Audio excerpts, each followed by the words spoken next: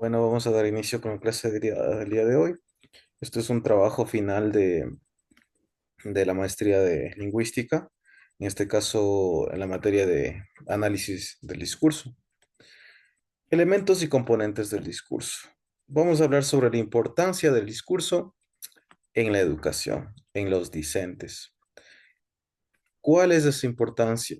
¿Por qué es importante que el estudiante aprenda a comunicarse, a utilizar los gestos, a utilizar la voz, a maquinar las ideas? Primero partiremos de los elementos y componentes del discurso. Voy a ampliar la pantalla para que se vea mejor. Listo. Ahora sí. El primer elemento o el primer componente es la elocuencia. Lo principal, esto implica la invención de las ideas y la búsqueda de argumentos para persuadir. Es decir, partimos desde una idea, lo que queremos transmitir, la idea principal, y en base a eso generamos una lluvia de ideas. Y esas ideas van a intentar persuadir, convencer al espectador, al público.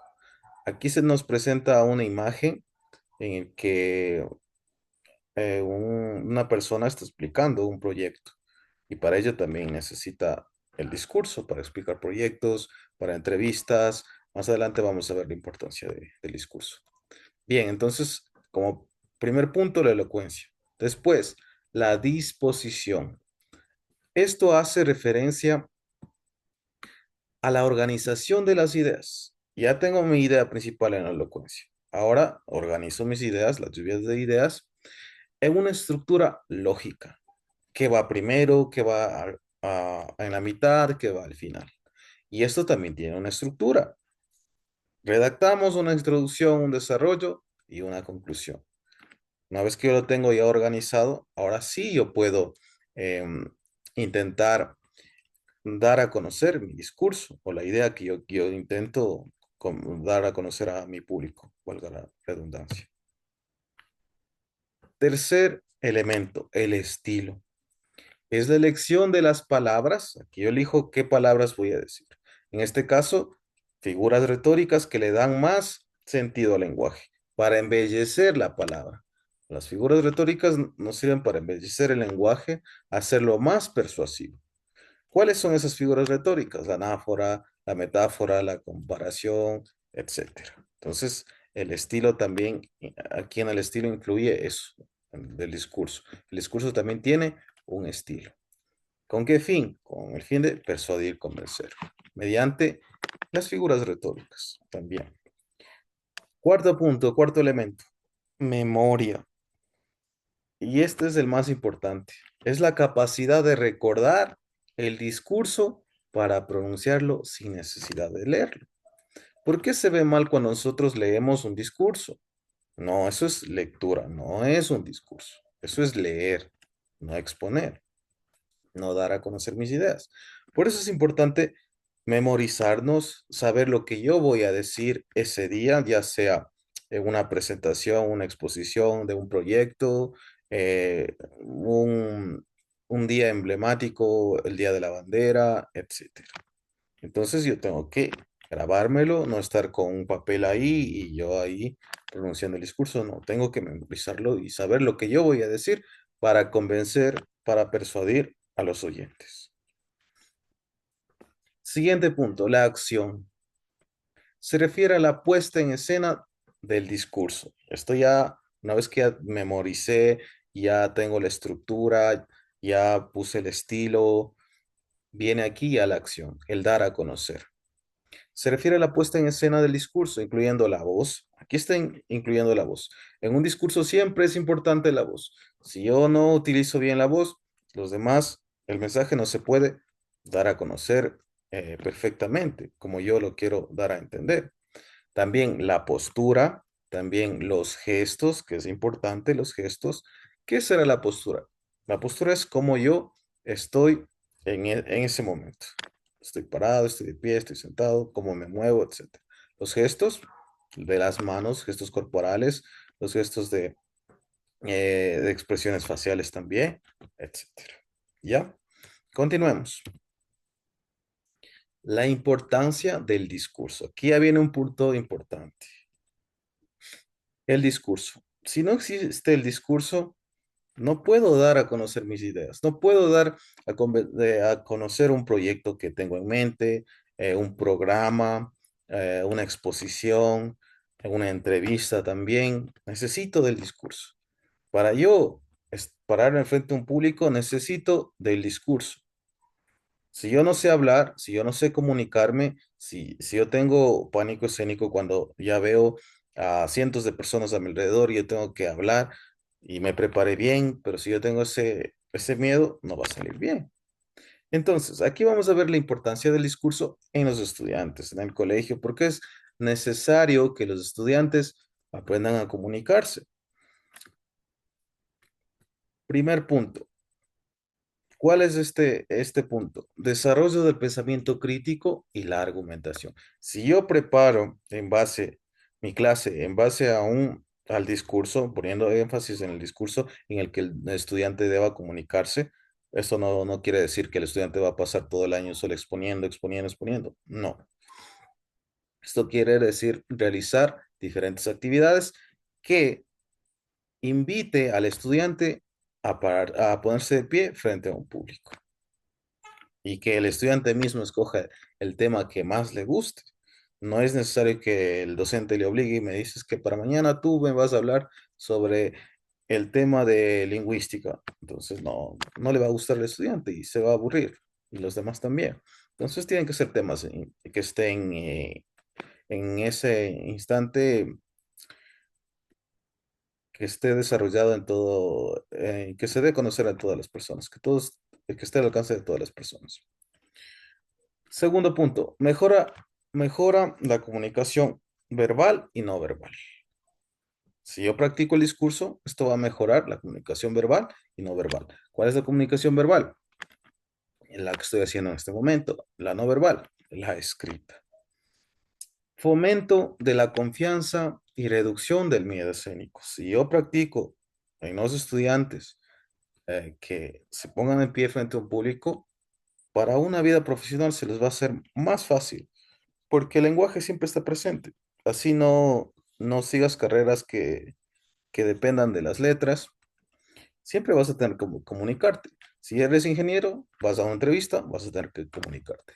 Si eres un doctor, quieres dar una receta, vas a tener que comunicarte. Quieres dar un diagnóstico, vas a tener que comunicarte. Entonces, es muy importante el discurso. Aplicación del conocimiento teórico. Ya una vez que yo ya sé, supongamos que es el realismo social en literatura, ya puedo aplicar ese conocimiento teórico para transmitirlos a los demás. Por último, preparación para la vida académica y profesional. Esto me va a servir siempre. Supongamos que un estudiante me dice, no, yo no voy a seguir estudiando, yo voy a hacerme policía. Ya, perfecto, está bien. Pero también necesitamos de que el estudiante aprenda el discurso. ¿Por qué? Vienen los de reporte, los del periódico, eres policía y justo en la escena te hacen una entrevista, te preguntan y tú tienes que aprender a comunicarte. Entonces, no sirve. En cualquier carrera, en cualquier lugar, en cualquier parte, el discurso va a estar presente. Y nosotros debemos aprenderlo a desarrollarlo de la mejor manera. Vamos a ver. Importancia de la planificación. Estamos hablando también importancia de la planificación. Incluir en mi planificación el discurso, el desarrollo del discurso para que los estudiantes pierdan ese pánico escénico, que el discurso les sea para la vida cotidiana, en el futuro, etcétera. Vamos a ver el primero. Pensamiento crítico. Si yo planifico una clase con el discurso en base o en desarrollo a un análisis discursivo, ¿qué va a pasar con el estudiante? Va a ser más crítico. Los estudiantes deben analizar un tema, seleccionar los argumentos más fuertes y anotarlos, escoger los argumentos que más les impacte para darlos a conocer. Comunicación verbal y no verbal, también. Confianza en sí mismo, también. Son puntos que ahora hablamos hace poco.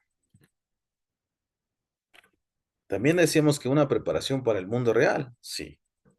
El objetivo final de estas actividades en base al desarrollo del discurso o análisis discursivo es preparar a los estudiantes para una vida, ya sea que estén defendiendo un proyecto. En el colegio siempre se defiende un proyecto. Para ello tienen que aprender a hablar. En el trabajo, participando en una entrevista o simplemente expresando su opinión en una conversación. Necesitamos del discurso. Tenemos aquí ventajas y desventajas en el uso de herramientas digitales innovadoras para el análisis del discurso como el procesamiento del lenguaje natural.